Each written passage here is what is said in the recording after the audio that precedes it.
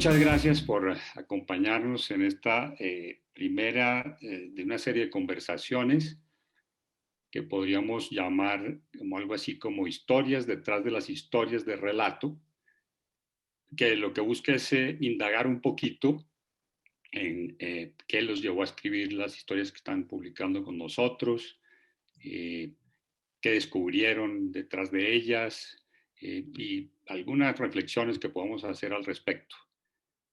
En este caso, en esta primera ocasión, ustedes son los invitados porque coincidencialmente y sin proponerlo, sin hablar con ninguno de ustedes ni nada, terminamos publicando una serie de textos suyos que tienen que ver todos, directa o indirectamente, de alguna manera, con la dictadura argentina, la dictadura cívico-militar del 76 al 83. Entonces, eso pues nos produce una enorme curiosidad, aunque es un tema latente desde siempre en toda América Latina inclusive, pero fue una coincidencia interesante.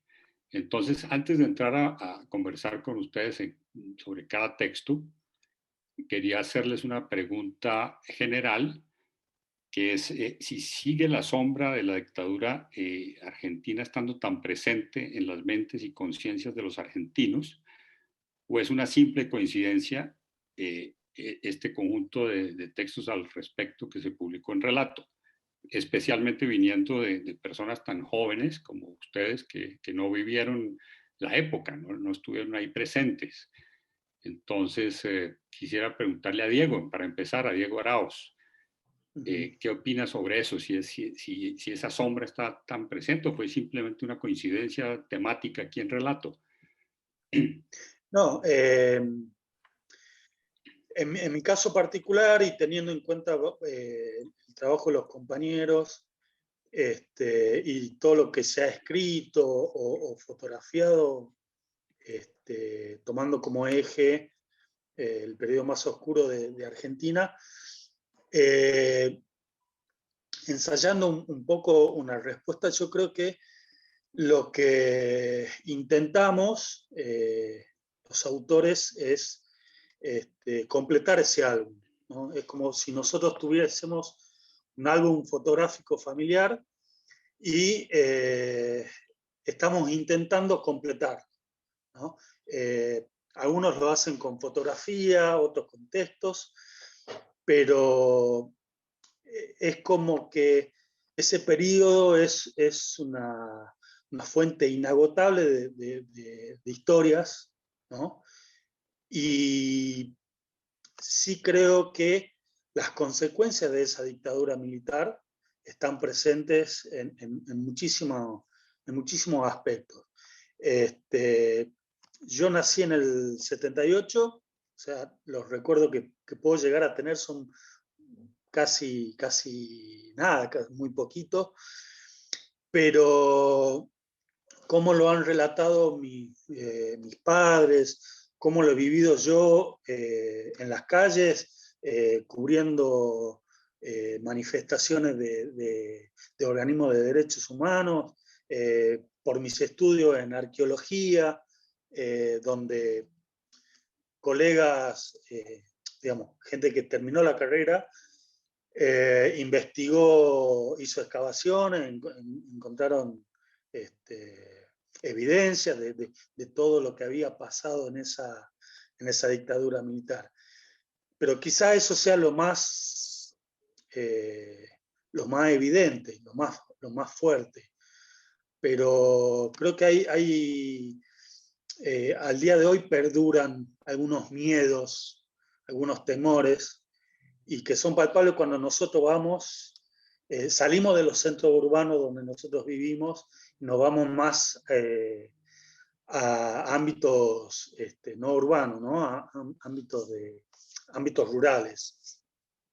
Y la persistencia del miedo, la persistencia de ciertos relatos, es mucho más fuerte, ¿no? Como que en la ciudad ha ido evolucionando, se han hecho juicios, se han condenado, pero que en los ámbitos rurales eso está como más tapado. Poco a poco la gente se anima a hablar, se anima a denunciar. ¿No? Entonces, creo que todo se resume en eso, ¿no? Es un álbum fotográfico que estamos completando y que van a pasar probablemente un par de generaciones hasta que eso se complete, ¿no? Ese álbum esté casi completo, ¿no? Porque tiene que ver con las generaciones que han sido afectadas por esa dictadura cívico-militar, ¿no? De acuerdo. Leo, ¿qué piensas al respecto? Hola, ¿cómo están? Hola. Coincido de forma plena con lo que decía Diego. Me parece que también es un buen síntoma, digamos, un buen indicio el encuentro de estas notas, en el sentido de que en Argentina o en Buenos Aires, en algunos centros urbanos, para también caracterizar un poco como hacía Diego, hay un resurgir de cierto discurso negacionista. Empieza a ser cada vez más evidente la puesta en duda o en crisis sobre la construcción del número de los 30.000 desaparecidos. Las huellas de la dictadura empiezan a ser cada vez más explícitas, digamos, hasta hace algunos años, eso que llamamos la sombra de la dictadura en el presente, o las huellas, uno podía verlas en ciertas prácticas residuales, o que uno creía residuales, de las fuerzas de seguridad, de la policía, etcétera, la violencia institucional, y hoy empieza a tener una formación discursiva explícita, empiezan a representar ciertos intereses. Eso me parece que es un dato, no quiero decir preocupante, porque tampoco quiero sobredimensionarlo, pero sí me parece que es una alerta, y que me parece también por eso algunas personas volvemos a escribir sobre estos temas de forma más consciente o no, digamos. Yo no pensé la nota en ese contexto, pero es innegable que estaba ese contexto cuando pensamos la posibilidad de escribir el texto. En ese sentido me parece que por primera vez, al menos para nosotros, digamos, yo nací en el 86, digamos, soy un hijo de la democracia, la dictadura es netamente pasado para mí, es una historia que conocí a través de, primero te diría, del cine y de las películas de los hijos desaparecidos que producían, antes que, no sé, como por ejemplo Los Rubios, que es una película de Bertina Carri, antes que por la escuela, o por la formación universitaria, o por esos otros lugares a los cuales de forma mucho más tarde llegué con la discusión, o con la forma de hacer historia con la dictadura. Me parece que ese es otro rasgo identitario que me parece interesante.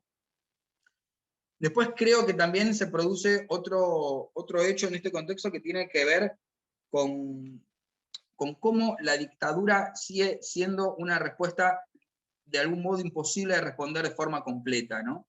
Hasta hace no muchos años era la dictadura militar, después empezó a ser la dictadura cívico-militar, y ahora cada vez más sectores empiezan a decir que es una dictadura que fue cívico, fue militar, fue eclesiástica, por una participación eclesiástica de la iglesia muy fuerte, y empresarial, porque los sectores empresarios señalaron y desaparecieron obreros, sindicalistas, etc. Entonces digo, en ese sentido parece una pregunta imposible de agotar, en el buen sentido de lo que es imposible de agotar, que todo el tiempo está produciendo nuevos discursos, que todo el tiempo está actualizando la pregunta.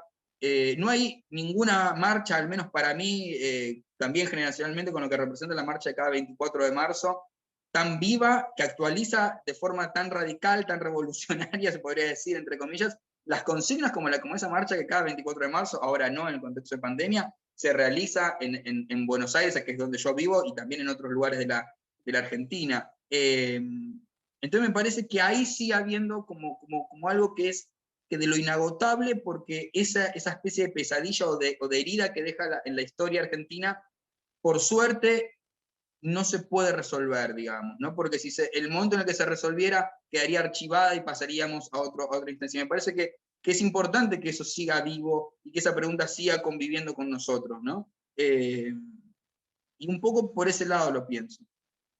Muy bien. Y Nico y Tobías, ¿qué piensan ustedes, que son más jóvenes creo todavía, Sí, tienen eso presente o en fin. Sí, yo coincido muchísimo con lo que dijeron Diego y Leonardo antes, y lo que también agrego es que, digamos, las condiciones tan particulares que usaron los militares para instalar el terror, que básicamente fue desaparecer gente y no decir dónde están, persisten hasta la actualidad, porque no dicen dónde están los cuerpos, ellos se niegan a decir dónde están los cuerpos, entonces todavía hoy en día hay gente que está buscando a sus familiares desaparecidos. Y además de eso, se robaron a los bebés, se robaron niños, se los dieron a otras familias, y, y son niños que bueno, ahora ya son adultos, ¿no? Pero que han crecido sin saber cuál es su verdadera identidad y que muchos todavía hoy en día no la conocen.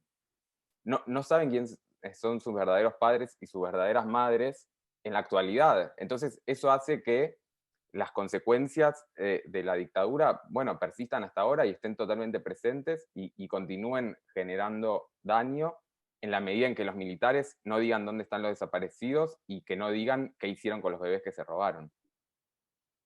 De acuerdo. Y Tobías, te toca el tema, te importa, lo tienes presente.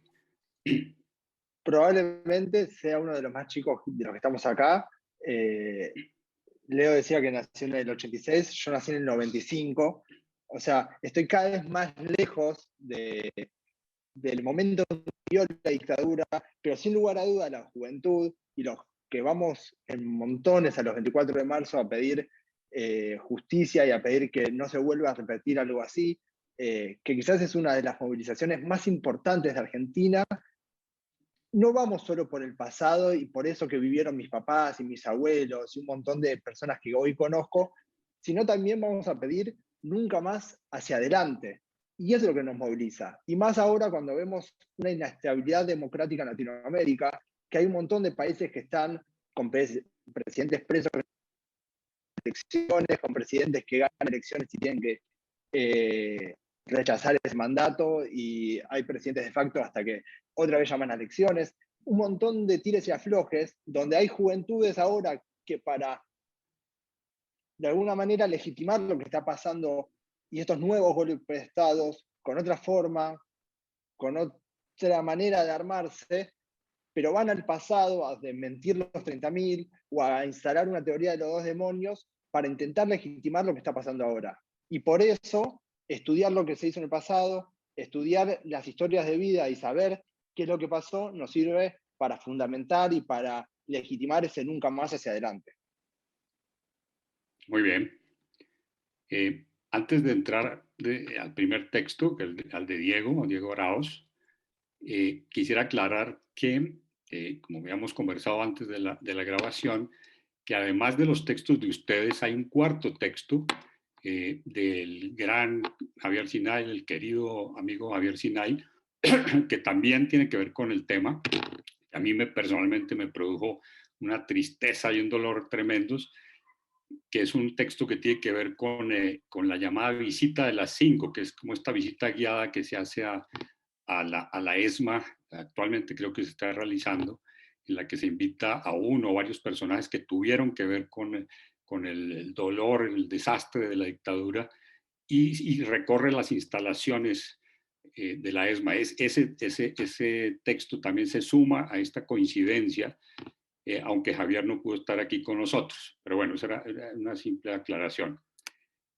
Entonces entremos en el texto de Diego Araoz, que titulamos Los Innombrables. Voy a leer el sumario para empaparnos un poquito de qué se trataba. Fue muy impresionante también. Es una mezcla de texto escrito y de galería fotográfica.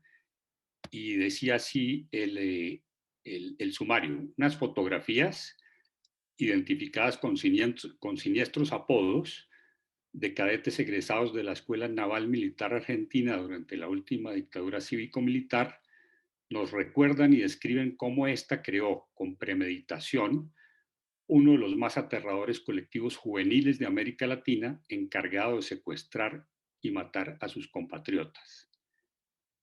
Entonces, Diego, te quería preguntar, ¿por qué escogiste primero ese tema? Pues fue muy impresionante ver esas fotografías. Bueno, las pueden ver en relato, esa serie fotográfica que creo que estaba perdida por ahí en algunos archivos, en unas viejas revistas. ¿Por qué escogiste ese tema y qué descubriste ahí? ¿O ya lo tenías todo, el conocimiento sobre el tema, ya lo tenías presente o descubriste algo? En fin. El texto publicado en Relato es un proyecto que podemos decir como ya la última parte de mis trabajos vinculados a dictadura. Yo desde el año 2001 que vengo trabajando de diferentes maneras este tema, por diferentes razones, abordando el tema de diferentes maneras, siempre con fotografía y siempre con texto, pero de diferentes maneras, ¿no? Desde un simple epígrafe, un texto inicial o la apropiación de textos oficiales producidos por estas instituciones. Un poco yo llego a esa fotografía, a esos retratos, como a partir de una pregunta, ¿no? A partir de una pregunta que tenía que ver cómo te enseñan a matar a tu prójimo, ¿no? Cómo te enseñan a secuestrar gente, a torturarla, a subirla a un avión drogada y a arrojarla viva al mar. Esa era mi inquietud. Y a partir de una entrevista que le hacen a Alfredo Astiz, una periodista, María Gabriela Celuti, donde Astiz dice, yo soy lo que soy porque tuve la posibilidad de estudiar en la Armada, ¿no? Palabras más, palabras menos, ¿no? Yo soy lo que soy porque estuve en la Armada. Y empecé una investigación que me llevó un año de trabajo. Buscando, accedí a una revista que se llama Rumbo al Mar, que es una especie de anuario. Cada promoción egresada de la Escuela Naval Militar publicaba un anuario que tenía una estructura muy, muy particular. Primero los discursos oficiales, después una serie de fotografías en actividades cotidianas de esos estudiantes, una parte de biografías, o sea, cada egresado tenía una biografía donde en la página izquierda iba acompañada de una caricatura y en la página derecha iba la foto carnet, ¿no? Un retrato 3/4 perfil o de frente, y un texto en tono, ¿no?, jocoso, satírico, etc. Yo lo que hago es tomar esos retratos y plantearlos como una galería de retratos que en muchas instituciones en Argentina están presentes. Cuando uno llega al Congreso de la Nación o a una universidad, están, ¿sí?, retratos de cada uno de los presidentes, legisladores, diputados, senadores, etc. Entonces tomo esa estructura de galería de retratos con una modificación. En vez del nombre, en vez de figurar el nombre, yo lo que hice fue utilizar el apodo, el alias, el sobrenombre, con lo cual ellos mismos se habían bautizado, ¿no? Con lo cual ellos mismos se denominaban y se llamaban, ¿no? Entonces, por ejemplo, Alfredo Astiz se los llamaba Chupaleta.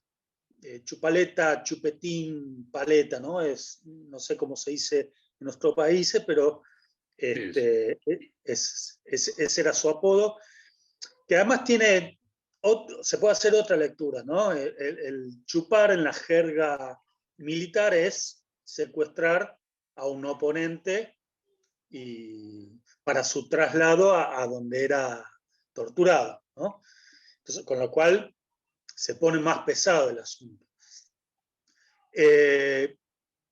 También con esta apropiación, no solamente de fotografías, sino también de textos, lo que hago es utilizarlo como epígrafes de fotografías en actividades cotidianas, ¿no?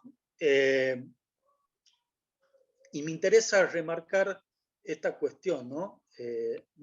Yo me apropio de material oficial y propongo una nueva edición, ¿sí? Propongo una nueva lectura de ese material oficial.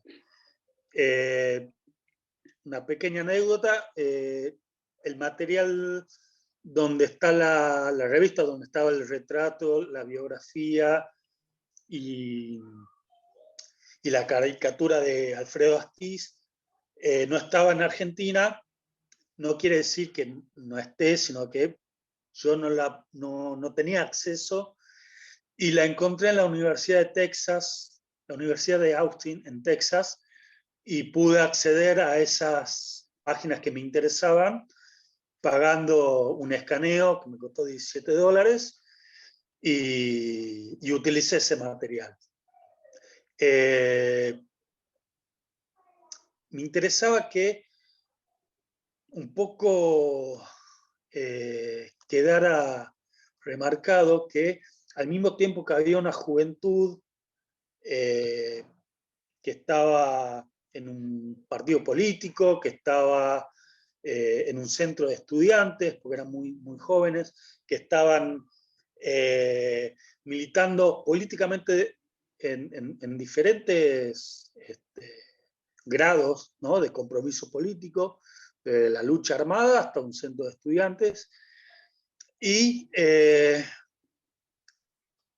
mostrar que había otro grupo de jóvenes con ideas opuestas, entrenada y formada y preparada desde hace mucho tiempo atrás para cometer los actos de los cuales nosotros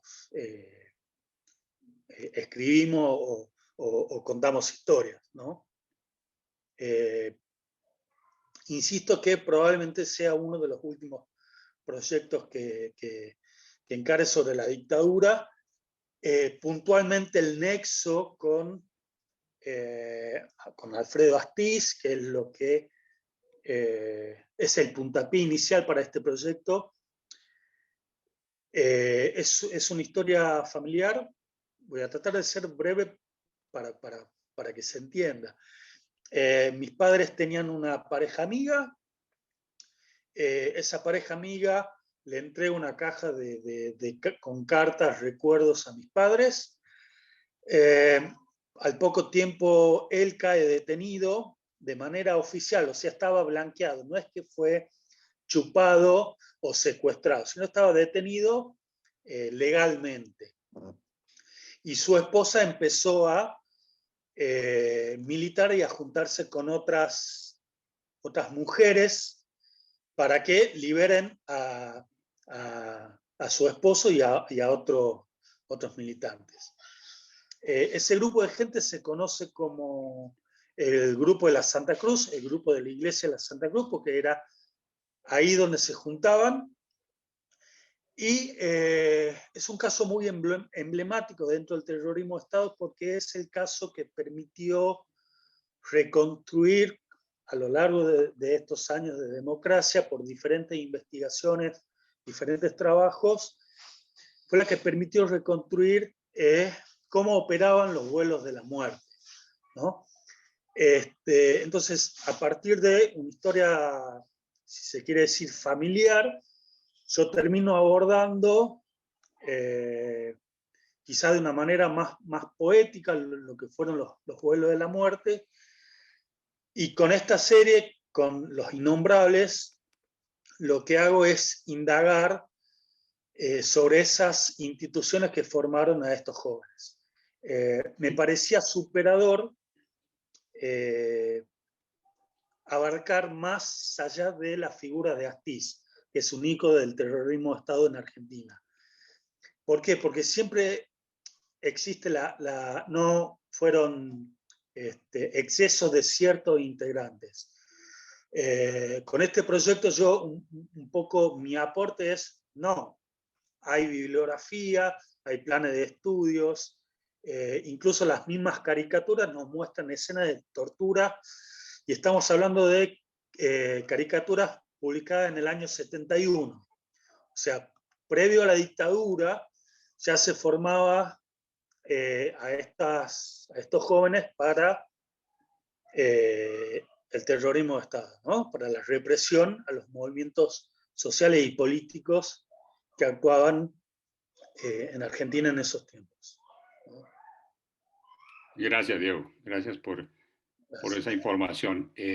Ahí, bueno, para otra discusión, pero ahí cabría, por ejemplo, o quizá cabría aplicar esa famosa frase o idea de Hannah Arendt sobre la banalidad del mal, como estos muchachos que seguramente no eran psicópatas ni nada por el estilo. Astiz posiblemente se convirtió, o bueno, sería el único tal vez, pero cómo personas comunes y corrientes se convierten en asesinos despiadados de esa manera. Pero bueno, es una reflexión para después.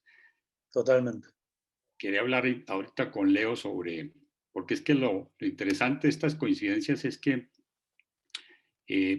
bueno, primero a través de unas fotografías, después a través de unos libros y después a través de un dibujo, de unos dibujos animados, llegamos a este tema de la dictadura. Entonces, en el caso del texto de Leonardo Sabatella, de Leo, que titulamos ¿Por qué enterrar libros podía salvarte la vida? El título inicial, lo habíamos puesto, era un poquito más largo en la Argentina de los años 70, pero bueno, dejamos el de ¿por qué enterrar libros podía salvarte la vida?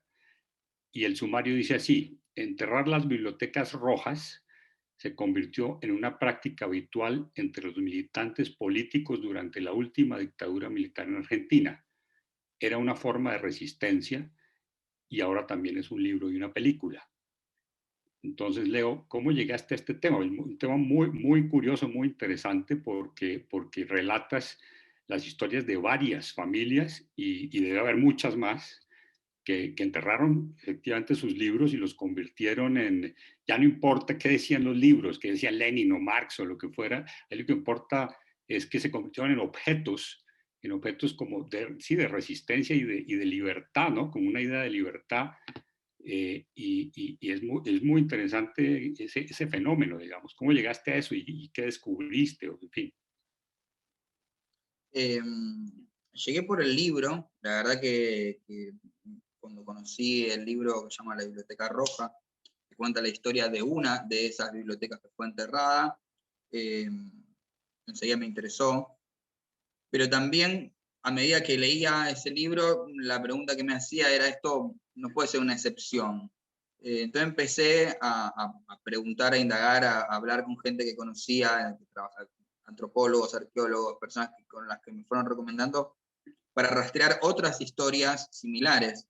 Porque lo que me interesaba, más allá de la historia, era la regularidad, ¿no? O sea, me parecía que había algo de esto de que fuera una práctica más o menos habitual o que se repetía o recurrente, que decía algo muy, muy puntual y muy fuerte sobre cómo trabajaba la dictadura. Un poco parecido a lo que decía Diego al principio sobre el aprendizaje para secuestrar y demás, también las fuerzas de seguridad, el ejército, la armada, etcétera, era instruida para detectar militantes. Y una de las formas de detectar era que si se sospechaba a alguien, se le reventaba la casa, digamos, un allanamiento ilegal al domicilio de esa persona, y una prueba de que esa persona era un subversivo, digamos, como puede ser denominado en esa época, eran los libros que tenía.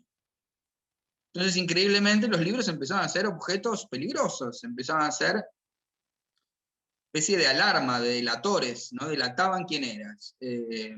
Por dos razones. Primero, porque por supuesto que se inscribían en una tradición de pensamiento ideológico y demás, pero además porque también la dictadura hacía una lectura muy simple de que nadie podía tener un libro de Marx que no fuera marxista, lo cual también es interesante, que yo eso en la nota no lo trato, digo, pero yo tengo libros de gente que no pienso como de esas personas también, ¿no? Pero la lectura es muy lineal también, ¿no? Es muy básica en cómo se entabla la relación, de que si alguien tenía un libro de Marx, no era porque era economista y estudiaba economía y a lo mejor se lo habían dado, sino porque era un subversivo. Y así también con otros objetos o con libros de literatura, que a lo mejor alguien leía a un escritor porque le interesaba ese escritor, pero un escritor comunista o identificado con las ideas de izquierda, y enseguida se convertía en un objeto que te delataba políticamente. Empecé a encontrar que había otras historias también de bibliotecas que eran enterradas, de bibliotecas que eran escondidas de distintas formas, en altillos que después eran tapiados para que quedaran de forma así y nadie pudiera acceder, los distintos métodos para enterrarlas, en latas de galletitas, envueltos con ladrillos, porque siempre, también otra de las cosas que encontramos cuando empecé a leer un poco sobre el tema, es que había una esperanza, digamos, en la idea de enterrarlos, había implícita o explícitamente una promesa de recuperación. Porque también durante los 70, que fue otra de las cosas que digamos, uno ya sabía, pero que buscando estas historias aparecieron, es las familias que quemaron sus libros, ¿no? Y también me han contado historias que no están en la nota, sobre familias que han hecho a veces hasta un rito de quemar la biblioteca. Pero enterrarla o esconderla implicaba una medida de seguridad, pero implicaba también una especie de promesa o esperanza de que en algún momento eso iba a volver, que eso se iba a recuperar. En el caso de la historia principal de la nota, que es la historia de Dardo y Liliana, es interesante porque cuando ellos vuelven, ellos entran en un programa de exilio y se van a México, vuelven 8 años después, cuando buscan la biblioteca, enseguida encuentran uno de los libros muy deshecho y abandonan la búsqueda, no la desentierran. Hasta que pasan 30 años y uno de sus hijos se entera de la historia, la comenta, y ahí interviene ya el equipo de antropología que se ocupa de estos casos, y hace una excavación profesional, digamos, y recupera estos libros. Y ahí aparecía otra pregunta, que era si esos objetos que se recuperaban, que estaban hechos, deshechos por el agua que se había filtrado, por los gusanos, por el ácido, por la lluvia, por un montón de cosas, de propiedades que tiene el suelo, seguían siendo libros o no. Habían perdido su condición legible, ya no se podía leer más lo que decían, pero se habían convertido en otro tipo de libros, en otro tipo de objetos que llevaban inscripta la historia, digamos, de resistencia y de persecución ideológica que había habido en los 70. Dicho esto, también es interesante, otra de las cosas que contaban Dardo y Liliana, que eran los operativos que los propios militantes políticos de los 70 tenían pactados para cuando había algún tipo de redada o emboscada por parte de las fuerzas policiales o militares durante algún tipo de acto, manifestación o encuentro. Si desaparecía alguna persona, para decirlo en la jerga que decía antes, digo, si chupaban a uno de esos, se iba a la casa de esa persona a hacer desaparecer la biblioteca, a ocultar la biblioteca, para que si hubiera un allanamiento no le encontraran los libros, ¿no? Como tratar también de hacer desaparecer las pruebas que pudieran implicar a esa persona. Eso me pareció también muy interesante porque era una forma indirecta de entrar al horror de la dictadura, esa especie de rutina del horror que se había convertido en la dictadura o que fue la dictadura. Porque nadie hubiera pensado que los libros podían ser no sé si nadie, pero quiero decir, no era el objeto principal por el cual empezar a entrar a este tema, como creo que también coinciden las 3 notas, incluso también la de Javier, que hoy no está. Me parece que también hay otro rasgo, que es que empezamos a encontrar otras puertas de acceso al tema, y empezar a hablar desde otros lugares y desde otros espacios o temas que nos empiezan a interpelar sobre esa historia, ¿no? Porque también es verdad que en cierta o mayor medida hay algunas capas de esa historia que para bien fueron saldadas, digamos, ¿no? A pesar de esto que decíamos antes, de que hay un resurgimiento de discursos negacionistas, de que hay un resurgimiento de ciertas organizaciones que hacen hasta campaña política negando la dictadura, también hay una fuerza construida de memoria, de verdad, de justicia, que tiene un grado de solidez muy grande en la sociedad. Entonces me parece que también estos son como discursos de segunda mano, por decirlo de algún modo, de segundo orden, que empiezan a ver cuáles otros impactos y otros efectos que también tuvo la dictadura sobre eso, ¿no? Y uno tenía que ver con la lectura, ¿no? Una de las cosas que pensábamos en la nota es cómo la lectura podía ser revolucionaria, podía ser subversiva, sublevada, ¿no? Una historia de las bibliotecas como insubordinadas al orden. Y en este caso la dictadura. Entonces me parece que ahí también se inscribe algo de cómo la dictadura... Hay una frase que creo que es de Rosa Luxemburgo que dice que una revolución no triunfa hasta que no se convierte en vida cotidiana, ¿no? Y yo creo que la dictadura, si bien no triunfó, porque terminó, porque fueron 8 años y pueden haber sido mucho más, y porque hubo muchas causas, incluida la guerra de Malvinas y muchísimas cosas, el hecho de haber llegado a tener miedo de los libros que uno tenía en la casa era cómo se había implicado en la vida cotidiana, ¿no? Es que había descubierto, ¿no? Entre otro montón de discursos que habían circulado durante esos años, digo, el silencio de salud, digo, hay un montón como de leitmotivs y lugares hasta comunes, si se quiere, en los que se transformó la dictadura, que implicaban la vida cotidiana, ¿no? Entonces me parece que esto de la biblioteca, que hoy ninguno de nosotros teme de los libros que tiene en su casa, en ese momento se habían convertido en un objeto de temor, ¿no? Un objeto peligroso tener un libro. Sí, sí. Y muy impresionante, por ejemplo, lo que relatas acerca de la participación, lo que acabaste de mencionar, del equipo de antropología forense, o sea, la importancia que se le dio a ese fenómeno de las bibliotecas perdidas o enterradas, hasta el punto de que este equipo de antropología forense argentino, que es famosísimo en América Latina, inclusive participó en cosas como los desaparecidos de Ayotzinapa en México, este grupo de muchachos, los del equipo de antropología forense fueron ya convocados para tratar de dilucidar el misterio, cómo participaron también en esto de las bibliotecas enterradas, ¿no? Es la importancia que se le dio a ese símbolo, digamos, pues de memoria, de dolor, de alguna manera, ¿no? Sí, creo que ahí también se juega algo que tiene que ver con que para el equipo de antropología forense también encontrar, para el equipo y para quienes trabajan en los temas de derechos humanos relacionados a la dictadura, digo, ¿no?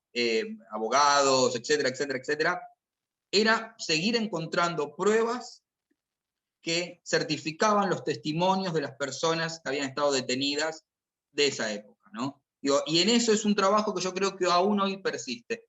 No me acuerdo, creo que era Nicolás el que hablaba de que aún hoy los represores y genocidas que siguen vivos siguen sin decir qué hicieron con las personas que detuvieron y desaparecieron.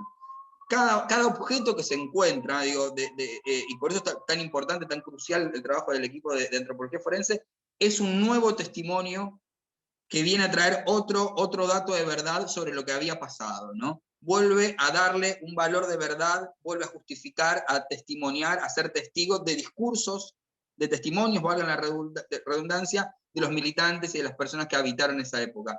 Entonces yo creo que ahí también es interesante cómo los libros, una de las cosas que decíamos en el de los libros, se convierten en objetos múltiples, ¿no? Se convirtieron también en testigos, en pruebas, ¿no? Son pruebas retrospectivas de lo que fue el terrorismo de Estado, como hay muchísimas otras en las distintas excavaciones que se hicieron en Argentina, encontrando objetos que daban cuenta de eso. Entonces me parece que en ese punto también es interesante cómo los libros ahora tienen más de una vida, ¿no? Se convirtieron en objetos múltiples y testimoniales. De acuerdo. Bueno, y por último, pasando a una mirada también indirecta, llamémoslo, hacia este tema de la dictadura, porque no solamente cubre eso, ese aspecto, el tema de Zamba. Quería leer entonces un segundito, perdón, el título y la bajada que le pusimos al texto de Nicolás Weintraub y Tobias Jacke, que dice así: Zamba, un dibujito que cambió la historia. Un simpático dibujo animado que enseña historia a niños de primaria y es visto por millones en la televisión, entró de lleno a ser objeto en las refriegas políticas e ideológicas de Argentina. Aquí lo interesante del tema es, bueno, que se aborda la cuestión a partir de este dibujo animado que es famosísimo, entiendo, en la Argentina. Ya vi varios capítulos, es maravilloso, realmente es un producto muy bien logrado. cómo a través de este dibujito entraron ustedes, perdón, en el primer capítulo del texto a hablar específicamente sobre las abuelas de la Plaza de Mayo y ese capítulo en el que, sobre la identidad argentina, en el que Zamba y algunos de los otros personajes hablan precisamente de la dictadura. ¿Por qué escogieron este personaje para el texto y qué descubrieron en él? Nico. Bueno, ¿por qué elegimos hablar de Zamba? Eso lo puede contar después Toby, porque la verdad es que fue una idea de él. Lo que sí puedo decir sobre Zamba y la dictadura es que Zamba tenía el desafío enorme de explicarle estas cuestiones que estamos hablando acá y que está mucho en el texto, en el de Leo, en el de Diego y en el de Javier también, cuestiones que son tan terribles como la desaparición forzada de personas, el robo de bebés, violaciones y estas cuestiones que estamos diciendo, cómo explicarle eso a chicos y chicas que están en la primaria, que tienen 6 o 7 o 8 o 9 años. Bueno, ¿cuál es el tono exacto? ¿Hasta qué se puede decir y qué no? ¿Cómo hacer para contar una historia de la manera más completa posible, pero también preservando la niñez? Una niñez que tiene derecho a saber, pero también tiene derecho a ser cuidada y a no ser expuesta a cosas tan terribles. Eso, yo cuando vi este capítulo de Zamba y la identidad, me sorprendió, igual creo que a vos, Rafa, lo que decías, porque está muy bien hecho, está muy cuidado. Evidentemente atrás hay un equipo de gente que trabaja muy bien, incluso, pero bueno, no sé, cuando por ejemplo nosotros en la nota entrevistamos a Estela de Carlotto, y ella, bueno, es una persona muy especial, que tiene, no sé, un aura que la hace distinta de los demás, pero ella nos contaba que a los chicos se los cuenta con mucha naturalidad. Ella también la verdad es que fue docente toda su vida, entonces también tiene ese vínculo con las infancias, pero ella dice que lo cuenta como un cuento, como si fuera un cuento, y no omite nada, digamos, ella dice la verdad, pero bueno, a la vez se ve que ahí hay un cuidado y me parece que eso es lo que también logra muy bien Zamba. No sé, Toby, ¿qué pensás? Sí, hay algo interesante de Zamba y del fenómeno que se fue armando alrededor de este dibujito animado que, si a mí me preguntaban hace 10 años si un dibujito animado iba a tener más de 200 millones de reproducciones y iba a ganar o iba a ser nominado a los premios Emmy en Estados Unidos por una canción que hablaba sobre la dictadura para chicos de entre 6 y 12 años, te hubiese dicho, eso es imposible. O sea, nadie le va a interesar y nadie va a querer ver eso. Y así fue, o sea, el capítulo donde Zamba se mete en la Casa de Rosada y viaja a través de una urna mágica hacia la dictadura, y no de una manera delicada o de una manera diagonal. Zamba se encuentra con los 3 dictadores que dirigieron el país en el peor momento de nuestra historia. Zamba lucha con él. Zamba en una casa rosada apagada, con colores tenues, con música triste, atraviesa un tren fantasma donde es perseguido por 3, como si fuese un monstruo de 3 cabezas, que cada una de esas cabezas, sin nombrarlos de manera directa, representa a cada uno de estos dictadores, en búsqueda de su mejor amigo, que es el niño que lo sabe todo, un personaje que lo acompaña en toda la serie, que está desaparecido. Y así lo cuenta la serie, y así lo cuenta Estela cuando va a las escuelas, y así de directo es como el Estado argentino, porque por más que la serie la hace una productora y por más que hay guionistas, representa a Canal de Encuentro, representa al Ministerio de Educación y representa una política de Estado de cómo contarle a un chico, pero no a un chico, cómo contarle a una generación, cómo contarle a millones de chicos que van a ser mañana ciudadanos, que mañana van a tener que defender nuestra democracia, qué pasó en la dictadura de los 70. Sí, una pregunta para Nico y para Tobías, porque son los más jóvenes. Estaba presente, porque si no recuerdo mal, empezó en 2010, ¿no? La serie. Sí. ¿Estaba presente para ustedes como niños o no era importante y lo descubrieron ahora haciendo la investigación para este texto o era algo importante para ustedes?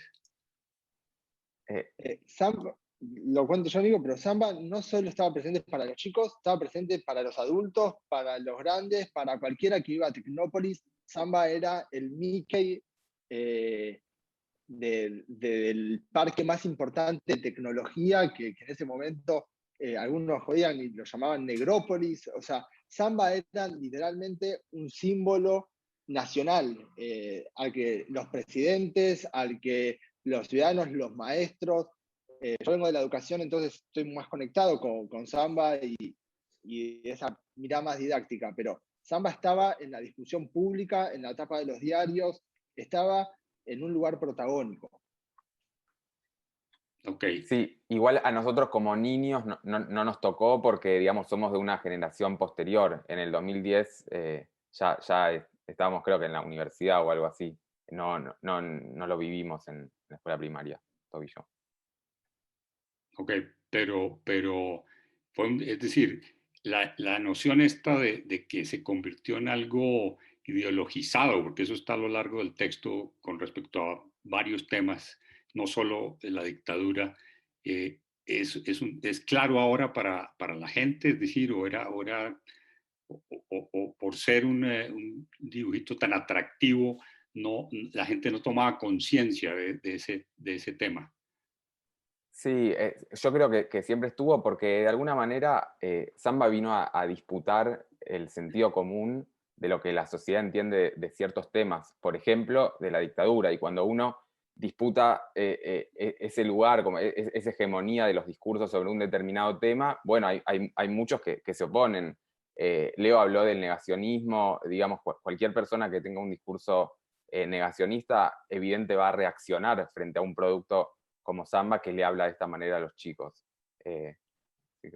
Y sí estuvo, Mike, por lo que veo en el texto, y bueno, y también he visto ya algunos de los capítulos que se pueden ver en YouTube y son muy interesantes y de verdad muy atractivos, pues claro, pueden seducir muchísimo, pero sí está claro como la presencia eterna esta política de la izquierda y la derecha ahí, ¿no? Lo que comentaban ustedes sobre la época del gobierno de Macri, en la que sacaron a Samba del aire, si no estoy mal, y ahora la recuperación de las emisiones de nuevo. Eso también, por ejemplo, Diego y Leo lo conocieron, lo tenían presente o no, con respecto a Samba, o no era muy conocido para ustedes. Sí, es como acá Tobías, y es como un lugar más de disputa. O sea, Samba era eso. Yo me enganché con algunos capítulos por sobrinos y hijos, pero sí era un punto fuerte de discusión a partir de estas disputas en los discursos y en los relatos, y en la construcción de relatos. Samba fue uno más. Lo mismo pasó, quizás con menos potencia, en series televisivas, en películas, pero creo que lo más fuerte de esta disputa tenía que ver con ciertos discursos que hablan de que se estaba adoctrinando a niños, ¿no? Cuando hablamos de temas donde están involucrados niños, siempre es más tenso, ¿no? Y Sama fue el reflejo de esa disputa, ¿no? De esa disputa de discursos sobre qué podíamos compartir con los niños. Y Leo, ¿también lo viviste? ¿Tuviste alguna discusión sobre el tema alguna vez o no? Sí, Samba se convirtió un poco bueno, lo decía Tobías, creo, en el Mickey argentino, y creo que de algún modo eso estaba, ¿no? creo que además lo que tuvo Zamba es que le gustaba a los chicos y le gustaba a los padres también, ¿no? Que me parece que eso fue algo bastante raro, porque eso generó también que muchos padres y madres acercaran a ese contenido a los hijos, o los interpelaba también a ellos. Eso me pareció que siempre que fue muy interesante. Y Zamba además era morocho, era como que discutía, como decían los chicos, un montón de ideas del sentido común, ¿no? La representación del niño argentino, la representación del niño blanco, de pelo corto, urbano, y Zamba discutía ya desde su imagen, de cómo era representado otro tipo de niño argentino. Pero me parecía muy interesante esto que decía Diego del adoctrinamiento, que justo me lo puse a anotar para no olvidármelo, que es que cuando la derecha, digamos, o los otros sectores de la sociedad adoctrinan, nadie lo llama adoctrinamiento. La educación argentina, que explica la historia a través de los manuales con la historia mitrista, de la conquista del desierto, todo eso que es adoctrinamiento, cuando la derecha utiliza todos los aparatos ideológicos del Estado, no es adoctrinamiento. Ahora, cuando se quiere disputar algo de ese sentido construido históricamente a través de la escuela, de las instituciones, de los medios, de un montón de sectores, es adoctrinamiento, ¿no? Entonces me parece que es interesante también, digo, no sé, el mercado adoctrina, ¿no? Adoctrina un montón de espacios sociales y no se lo ve como tal, pero sí se lo ve cuando se disputa ese sentido. Y eso me parece que es también un indicio muy claro de la época en la que vivimos, digamos, cuando nació Zamba, por la que atravesamos con el gobierno macrista y con lo que se recompone de algún modo ahora. Tiene que ver con disputar esos sentidos que son socialmente construidos, que son arbitrarios, que no son gratuitos y en los que se inscriben no solo la historia, sino un poco, como decía también Tobías en su primera intervención, parte del futuro, ¿sí? Porque también en cómo entendemos eso, estamos también generando formas de construir otra sociedad para un lado o para otro, con ciertas dominaciones, con ciertas desigualdades, con ciertas legitimidades, con ciertas discusiones, ¿no? Y me parece que eso fue súper interesante de lo que trajo Zamba, ¿no? Como en cierto modo puso arriba de la mesa la disputa por el sentido en la formación, ¿no? de los niños y niñas de la Argentina y en general. De acuerdo, bueno. Pues muchas gracias, muchachos, por todas esas reflexiones sobre sus textos. Espero que sirvan para que vayan a verlos, a leerlos en relato, por favor. Y nada, hasta una próxima oportunidad. Les agradezco muchísimo. Les mando un enorme abrazo y espero que nos veamos pronto, de nuevo. Así es. Muchas gracias por invitarnos. Muchas gracias. Un abrazo grande. Hasta luego. Chao, chao.